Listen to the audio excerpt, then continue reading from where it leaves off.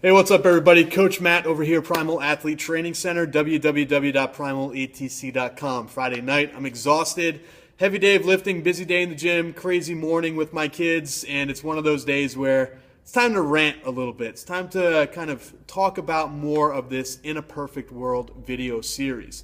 Now, in the last couple of video series, we've been talking about what you should be doing at practice and how to schedule your practice. This one's going to be a little bit different, and let me explain why.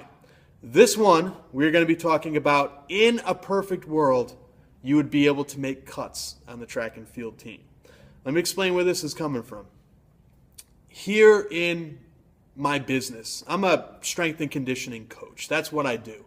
I'm a track and field coach 4 hours a week. I'm a strength and conditioning coach 25 hours a week.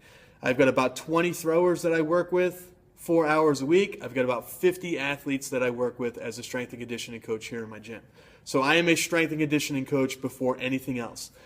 You need to know, as a strength and conditioning coach, you need to know when it's okay to fire your clients. If your clients aren't showing up, you have to break ties with them. If your clients are not giving 110%, you need to break ties with them. If they're disturbing other members in your gym, you need to break ties with them. You need to just fire them. Get them out of your life. It's not worth the hassle. It's not worth the money. It's not worth them disturbing everybody else. They're showing up late. They're not giving 100%. They're late on payment. Whatever it might be, you need to, at some point, be okay with the fact that you have to take those people and get them out of your life. Save yourself the headache. Save yourself the hassle. And everybody is going to thank you for it. Unfortunately, in the track and field world, we are dealing with a non-cut sport most of the time. I have heard that some states you are able to cut or have tryouts for track and field. And for me, it's not even really about getting rid of the people who aren't that talented or who aren't that good. For me, it's about getting rid of the assholes, excuse my language. But there are a lot of kids out there who, quite frankly, use track and field as sort of a social experience. You know, other kids are getting in the circle, 5, 6, 7, 8 times before you see that one kid get in there for his first throw. Then the other people get in another 4, 5, 6, 7 times, and then the kid gets in for the second throw. You know exactly who I'm talking about. In a perfect world, you'd be able to tell that kid, hey kid, guess what? You're cut. You're off the team. Take your stuff and leave. I don't want to deal with you anymore. I'm not going to coach you anymore. I'm not wasting my time on you anymore. And unfortunately, a lot of times you can't do that. But here's my solution. In a perfect world, you'd be able to cut your kids. You can't do that a lot of times because it's a non-cut sport. Everybody participates. Everybody, is able to show up and be part of the team. Well, isn't that nice? But here's what you can do.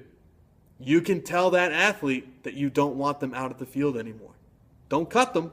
They can still show up if they want to. Tell them that they're not welcome. Don't tell them they're not allowed. Tell them they're not welcome. Tell them they are a distraction to your team. You know exactly who I'm talking about. Tell them that they have a shitty attitude. You know exactly who I'm talking about. Tell them that they're not contributing anything to the team. Tell them they're not working hard enough. Don't cut them, but tell them that they're not welcome anymore at practice. That doesn't work. Don't coach them anymore. Don't talk to them. Don't critique their form and technique. Do not give them any type of a reward until they are ready to start participating, showing up every day, and giving 110%. As a coach, you have to demand that from your athletes. And in a perfect world, all of your athletes would show up every single day, and all of your athletes would be ready to give 110% every single day. They would be on time. They would have their shoes with them. Nothing else from the outside world would interfere with practice. That's in a perfect world. But I've heard way too many stories recently, gotten way too many emails, talked to way too many coaches face-to-face, and heard that the athletes on their team are just a bunch of jokers that show up once or twice a week. They're out hanging out with their girlfriend or with their boyfriend after school. They're part of 50 different other clubs, and they're only showing up to track once a week. They're showing up to track meets expecting just to be able to throw and magically get better. They're not working hard. They're not putting in the extra time in the weight room. Whatever it might be, we all have had these kids that have trained with us and worked with us before. In a perfect world, you'd be able to cut them. but you need to figure out a strategy to get those damn kids off your team. Quick story. There is a school locally, I'm not going to say the name. I know the coach very well, the coaches very well. And a couple of years ago, they won our indoor track and field state championship with 7 kids. That's it. That was the entire team that they brought to the indoor state championship meet. Those were the kids who qualified. 7 kids. Those 7 kids not only ended up setting a national record in a relay a couple of weeks later, they won our indoor state championship because they were 7 of the most dedicated, highly kick-ass kids that you will ever meet in your life.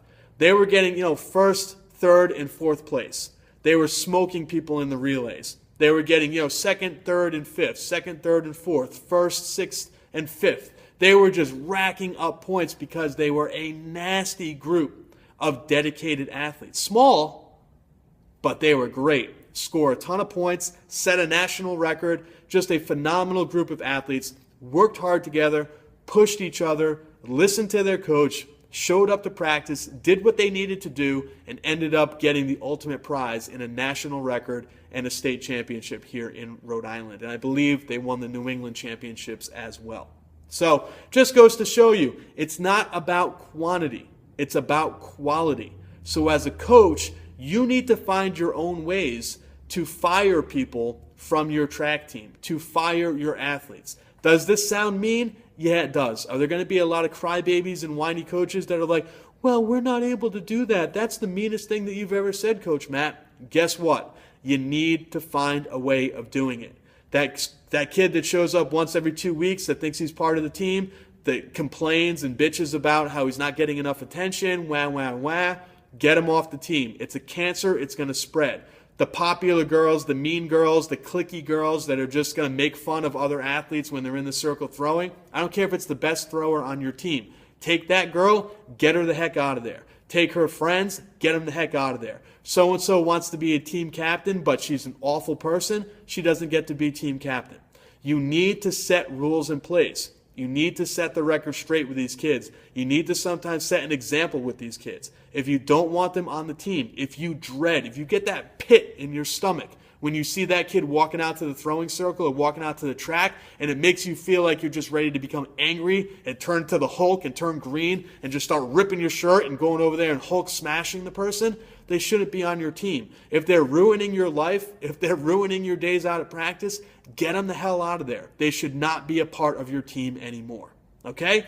Rant over.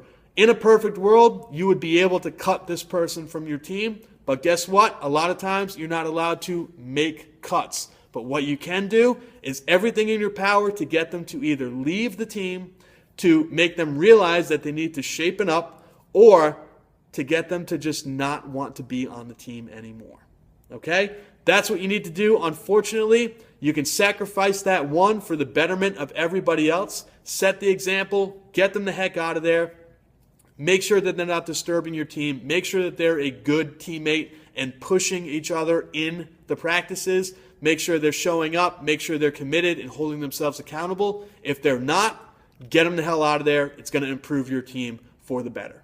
All right, guys, Coach Matt, keep the questions coming. Again, I didn't really touch too much on who was saying these things. I want to keep that nice and private. So if you have any other questions, please leave them down below, and we'll continue doing this In a Perfect World video series. Talk to you soon.